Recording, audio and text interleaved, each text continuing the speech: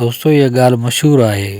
चवंदा आहिनि त नंढपण में जलाल चांडियो खे इश्क जी चोट लॻी, जंहिं करे हू झंग में ठिकरियूं वॼाए करे कलाम पियो ॻाईंदो हो। 1970 ईस्वी जे ॾहाके में संदसि पहिरीं कैस्ट पारस कंपनी कढी, जंहिंजो कलाम हो, हल न मिठो एॾी लोड करे मुंहिंजी जानिब जीअ जलाईं थो। तमामु घणो मक़बूल थियो। जलाल चांडियो न रुॻो यकतारे ऐं चपड़ी जो बादशाह हो, बल्कि सिंधी कैस्टनि जो बि उहो ई साॻियो बादशाह हो। जलाल चांडियो खां पहिरियां सिंध में कैसेट जी दुनिया में पंजाबी गाननि जो राज हो।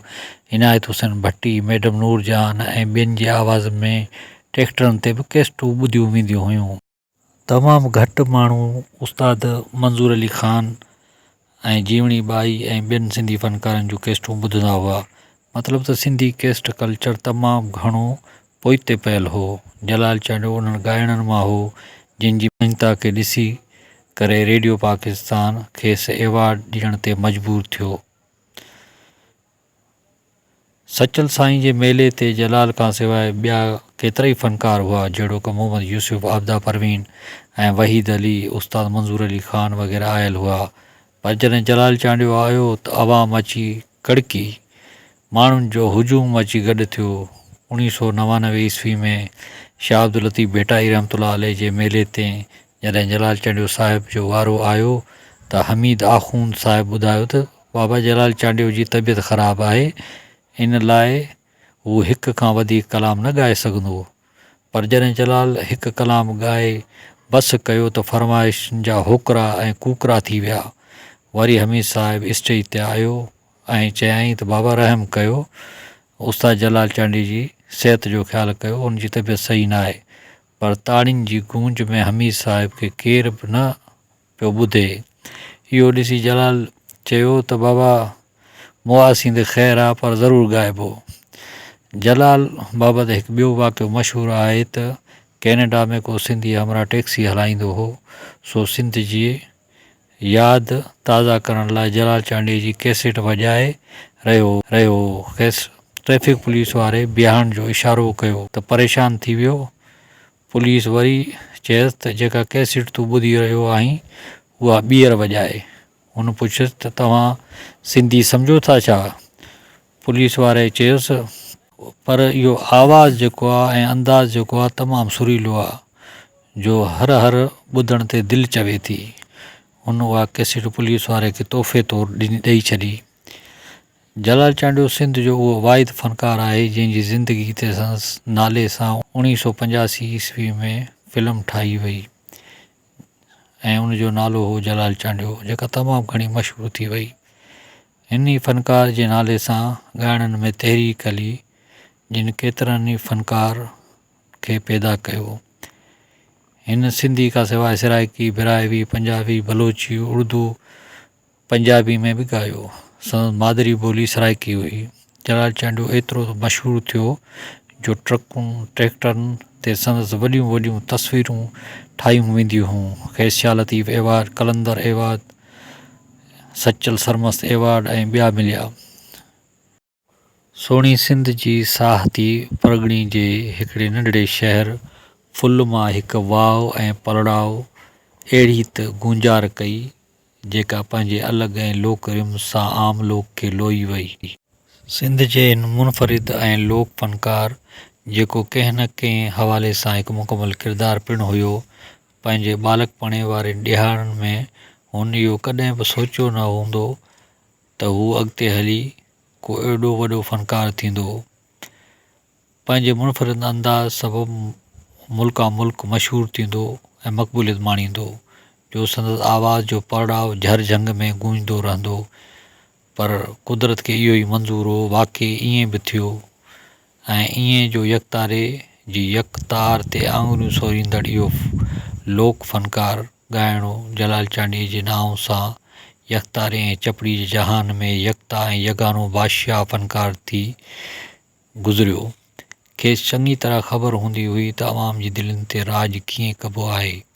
हू जॾहिं बि स्टेज ते ईंदो हो त हज़ारे परिस्तार पतंगनि जियां पचण लाइ तयारु थी स्टेज जे चोगिर्द गॾु थी वेंदा हुआ ऐं ॻाइण जे ॿुधण लाइ बेताब थी वेंदा हुआ। हू जॾहिं बि वॾे वाक़े एॾी देरि करे छो था यार अचो, या उथंदे वेहंदे हुसन वारनि जो मुंहुं ॾिसण त सवाबु आहे, जहिड़ा कलाम ॻाईंदो हो त हज़ारे आशिक़ पंहिंजूं दिलियूं हाराए वेहंदा हुआ। तरह जलाल चांडीअ जी मक़बूलियत मामूल खां ग़ैर मामूली बणिजण लॻी ऐं सिंध जी ॿाहिराड़ियुनि खां शहरनि ताईं, कैस्टनि खां सेटेलाइट ताईं, ट्रैक्टरनि खां मर्सिडीज़ ताईं, झुॻियुनि खां बंगलनि ताईं, फसलनि खां हाईवेज़ ताईं, मतिलबु त जिथे किथे जलाल चांडीअ जो आवाज़ु गूंजण लॻो। जलाल चांडो कैसेट, रेडियो ऐं फिल्म इंडस्ट्री में ॻाइण खां सवाइ सिंध जे मेलनि, मलाखणनि ऐं टिकेट वसीले थींदड़ थिएटरनि वारो राग पिणु मुतारफ़ करायो आहे। अहिड़ी तरह सां मक़बूलियत पसंदी जलाल चांडीअ खे रेडियो ऐं टीवी खां सवाइ लतीफ़, साईं सचल सरमस, लाल शहबाज़ कलंदर ऐं ॿियनि बुज़ुर्गनि जे सालियाना मेलनि तोड़े ॿियनि सरकारी काजनि ऐं सक़ाफ़त खाते जे मुख़्तलिफ़ प्रोग्रामनि ते पिणु ॻाइणु लॻो। इन हवाले सां पिणु चई सघिजे थो त जलाल चांडो 19वीं सदी ऐं 20वीं सदी जी शुरूआति जो बहितरीनु फ़नकार हो ऐं मायानाज़ फ़नकार हो। जलाल चांडो झर झंग में मशहूरु हो ऐं जिते किथे हुन जा चर्चा हुआ ऐं हुनखे ॾिसी करे मुख़्तलिफ़ जेके फ़नकार बि उन जो ई ॻाइणु जेको आहे अंदाज़ अपनाइण लॻा। उन जे शागिर्दनि बि उन जो नालो रोशन कयो, जंहिंमें नंढो जलाल, गरम जलाल, आख़िरी जलाल, सुहिणो जलाल ऐं इहे जेके नाला उन्हनि रखिया उहे जलाल चांडे खां मुतासिर थी पोइ रखिया। जलाल चांडीअ जे फ़न में हैरान कंदड़ ॻाल्हि इहा पिणु ॾिठी वई त पाण तदरीसी हवाले सां हिकु दर्जो बि कोन पढ़ियलु हो, पर पोइ बि जिते किथे कलाम हमेशह यादि ॻाईंदो हो। खेसि बेअंत शाइरी हर ज़बान ते यादि हूंदी हुई। जलाल चांडीअ खे फ़न ख़िदमत एवज़ मुख़्तलिफ़ एवार्ड मिलिया, पर उन सां गॾोगॾु 1999 में लतीफ़ साईं जे मेले जे मौक़े ते शाह लतीफ़ एवार्ड, फिल्म जलाल चांडीअ में अदाकारी जी मोट में एवार्ड खां सवाइ ॿिया केतिरा ई एवार्ड खेसि मिलिया। संदसि मान में सिंध जे मुख़्तलिफ़ शहरनि में संदसि ताजपोशी जा प्रोग्राम पिणु मुनक़द कराया विया।